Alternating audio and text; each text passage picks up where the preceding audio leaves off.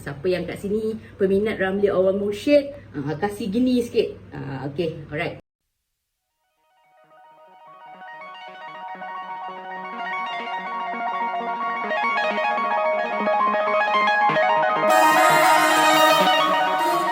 Assalamualaikum warahmatullahi wabarakatuh. Seperti yang saya janjikan, saya nak buat book review. Satu siri ataupun kegemaran saya adalah jeng jeng jeng cerita mengenai Laksmana Sunan. Siapa peminat Laksmana Sunan, kita memang geng. Jadi Laksmana Sunan punya siri dia ada banyak buku tau. So you guys memang agak mana satu nak start? Okay, first sekali yang you kena baca, kalau you minat ataupun you pernah dengar pasal Laksmana Sunan, ataupun mungkin lepas saya buat video ni you akan cari, alright? Berpeluh sis. Alright? Yang pertama you kena baca Bagaikan Puteri. Ini adalah siri yang pertama. Okay, sekejap lagi saya akan review apakah Bagaikan Puteri. Saya tak akan spoil lah cerita dia. Saya bagi review sahaja. Right? Kenapa saya suka. Okay. Ini Bagaikan Puteri. Kemudian lepas Bagaikan Puteri, you kena baca Cinta Sang Ratu. Cinta Sang Ratu. And then seterusnya Hijab Sang Pencinta. Ini adalah Laksmana Sunan lah. Okay. Alright. Seterusnya Cinta Sufi. Cinta Sufi And then lepas tu Sutra Bidadari. Buku dia memang semua tebal-tebal guys. Okay. Memang kalau you baca buku dia ni, saya lah kan, kalau saya baca buku Ramli Awal Mursyid, kalau Laksmana Sunan, saya macam termasuk ke dalam buku tu. Okay. Seterusnya Sunan. Sunan ni adalah sebelum Bagaikan Puteri. Okay, sebelum dia menjadi Laksmana Sunan, masa dia dekat, nanti kita cerita. Okay. Seterusnya adalah Sunan Cinta Nang Sakti. Ini adalah yang paling tebal. Sunan ya. Okay, bukan Cunan tapi Sunan Cinta Nang Sakti. And then diikuti oleh Sunan Musafir. Ini adalah apabila dia telah pun tua. Okay. Dan seterusnya Saifuddin Jalis. Saifuddin Jalis ni siapa pula? Saifuddin Jalis ni nama dia betul lah. Gelaran dia saja Laksmana Sunan. Okay, kita pergi kepada buku yang pertama. I harap you guys boleh tengok sampai habis. Kalau nak memupuk minat membaca, kita kena start daripada novel lah kan. Alright. Kita pergi pada buku yang pertama, which is Bagaikan Puteri. Okay, Bagaikan Puteri ni dia cerita pasal apa? Alright. Dia bercerita mengenai seorang wanita pada zaman kita ini. Okay, pada zaman kita pada abad ke-21 yang bernama Haryani. Okay. Apa yang Haryani ni dah buat, apa yang Haryani ni dah alami di Malaysia pada ketika itu, dia macam at the same time tapi different time. Macam mana aku nak cakap ni? Okay. Dia at the same time, berlaku at the same time tapi di dua zaman yang berbeza. Okay. Haryani, apa yang berlaku pada dia? Dia accident, kemudian dia koma. Lepas tu dia termasuk ke zaman apa? Ke zaman Kesultanan Melayu Melaka. Jeng jeng jeng. Apabila dia termasuk pada tahun kurun ke-15, waktu tu kerajaan Kesultanan Melayu Melaka, dia terjatuh di atas laut. Dan waktu itu dia hanyut, dia dijumpai oleh seorang siapa? Laksmana Sunan. So Laksmana Sunan ni pula memang hidup di zaman Kesultanan Melayu Melaka, tapi dia bukan meraih ataupun dia bukan terkenal di Melaka lah. Okay? Dia terkenal di Aceh. Macam mana cerita dia? Dia surprise. You guys kena cari. Kenapa? Macam mana Laksmana Sunan ni? Kenapa saya suka? Kerana penyusunan cerita dia memang power. Dia bukan cerita love story yang CEO bercinta dengan orang gaji. Tidak ya. Dia lebih kepada benda-benda yang deep, benda-benda yang mendalam, yang dikupas oleh Ramli Awal Mursyid. That is why I'm so love with all his writing. Okay. So ini adalah Bagaikan Puteri, bagaimana seorang gadis pada zaman sekarang terjatuh ataupun terpergi ataupun termasuk ke zaman Kesultanan Melayu Melaka. So dia jumpa Laksmana Hang Tuah, dia semua Datuk Bendahara, dia jumpa Sultan Mahmud di zaman kesaliman Sultan Mahmud itu. Macam tu. Sebab waktu dia jatuh, waktu dia dah pergi zaman Kesultanan Melayu Melaka ni, waktu ni Hang Jebat semua dah meninggal. Dah dibunuh oleh Hang Tuah. Waktu tu Hang Tuah berada dalam keadaan, betulkah aku? Adakah aku yang bersalah? Macam tu. So sebelum kedatangan Puteri Gunung Ledang, so dia termasuk dan dia terjumpa dengan Laksmana Sunan. Apa terjadi dan macam mana cerita dia dan apa yang Laksmana Sunan lakukan, you guys kena baca Bagaikan Puteri. Okey. So, itu buku yang pertama mengisahkan zaman sekarang ni termasuk ke zaman dulu. Apa yang selalunya yang di-highlightkan ataupun yang ingin disampaikan oleh Ramli Awang Mursyid pada tafsiran saya, cara dia melahirkan ataupun dia mewujudkan karakter ataupun watak Laksmana Sunan ni, dia mengajak orang untuk menjadi baik. Sebab dalam cerita ni, Laksmana Sunan ni, ya Allah, baiknya, seboleh-boleh dia nak tiru akhlak Rasulullah sallallahu alaihi wasallam. Okay? So bila siapa pun baca, dia akan rasa macam apa tahu, jatuh cinta dekat Laksmana Sunan.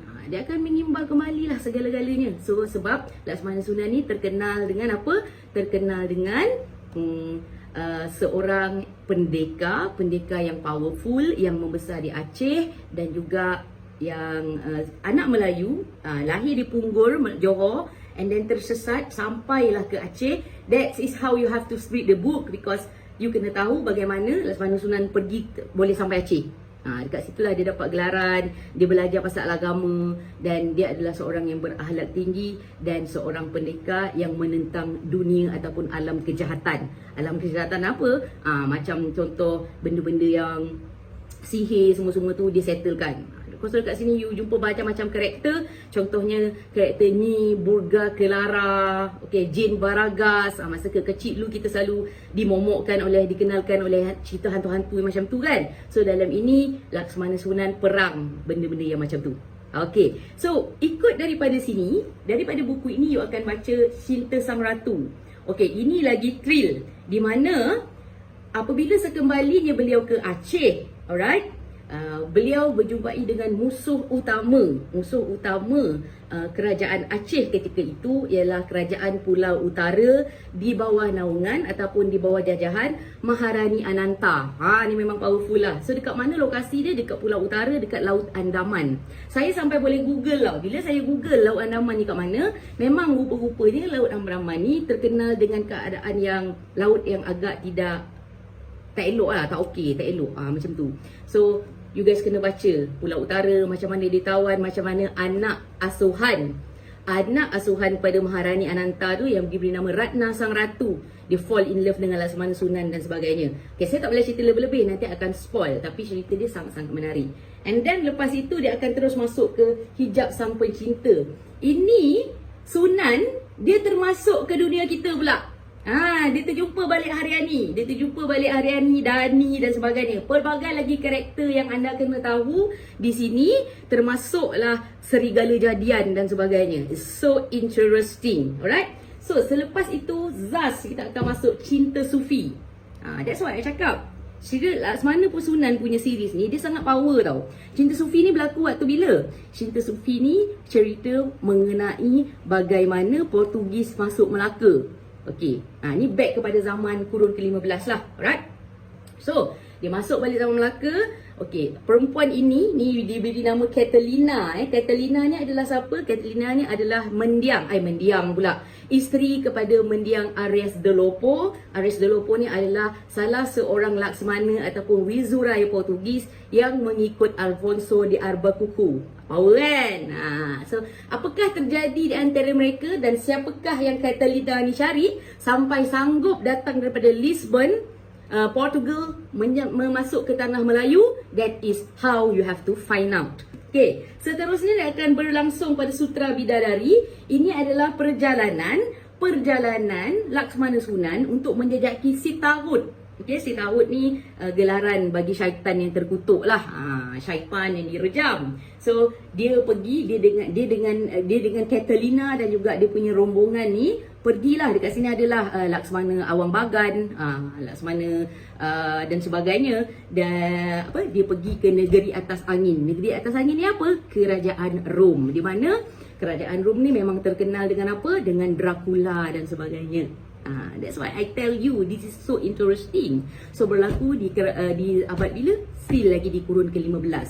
Alright. Setelah habis kat sini, you guys kena find out apa jadi, macam mana dia fight dan terbunuh ke tidak Tarut yang selama ini menghantui ataupun menjejaki, cuba nak bunuh Laksmana Sunan dan sebagainya tu. You akan masuk ke buku, kena baca buku Sunan. Okey, Sunan ini adalah cerita sejak Sunan ataupun Laksmana Sunan ni dilahirkan di Punggur Tanah Melayu dan bagaimana daripada Tanah Melayu dia tercampak ke Aceh. Ini akan menjawab balik buku yang pertama, Bagaikan Puteri tadi tu.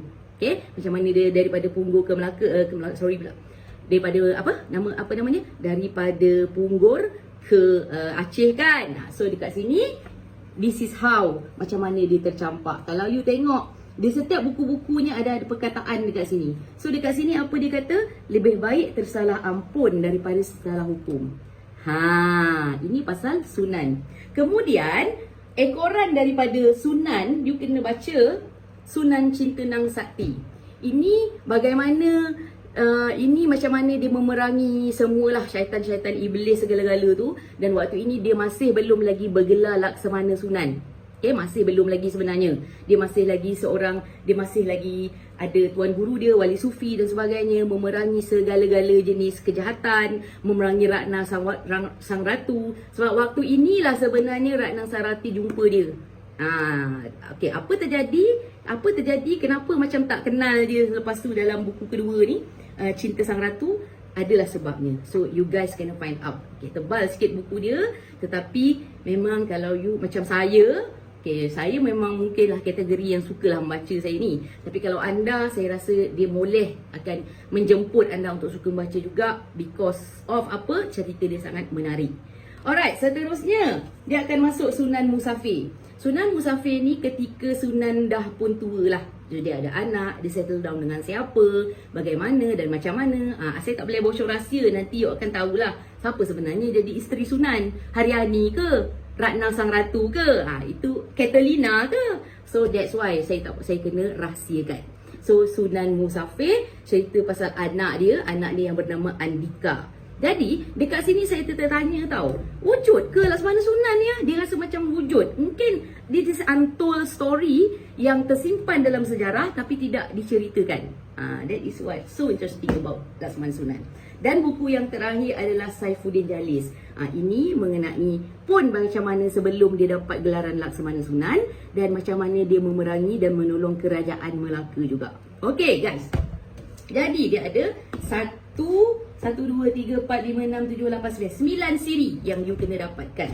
Saya sangat recommend sebab kenapa time PKP ni ada orang cakap dengan saya bosan lah, tak tahu nak buat apa. Ada orang cakap saya, Safura macam mana kau suka baca buku A part of buku-buku yang berbentuk self-help, saya juga layan buku novel, tapi saya pilih writer.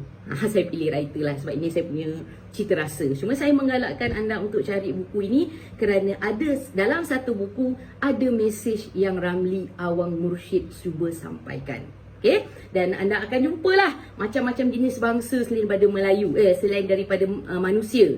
Contohnya bangsa polip, manusia yang bersayap. Kadang-kadang kita tertanya, wujud ke bangsa polip? Tapi bila saya buat research sikit, memang sebelum kejadian manusia, banyak lagi creations yang Allah Subhanahu Wa Taala ciptakan sebelum hadirnya manusia. That is why kalau you ingat, that's why dulu ada zaman apa? Zaman dinosaur. Jadi guys, dapatkan siri Ramli Awang Mursyid Sunan. Jadi macam mana nak start? You kena start ataupun beli daripada buku yang pertama, iaitu apa? Bagaikan Puteri. Jatuh dah buku lain, Bagaikan Puteri. So bagaimana Haryani masuk ke zaman Kesultanan Melayu Melaka, jatuh cinta dengan Laksmana Sunan. Okay, so that is first episode ataupun review buku saya yang pertama secara random mengenai novel Laksmana Sunan, dan akan datang saya akan review buku apa? Mungkin buku ini. Okay, so jumpa lagi. Selamat Hari Merdeka guys. Stay safe and see you again.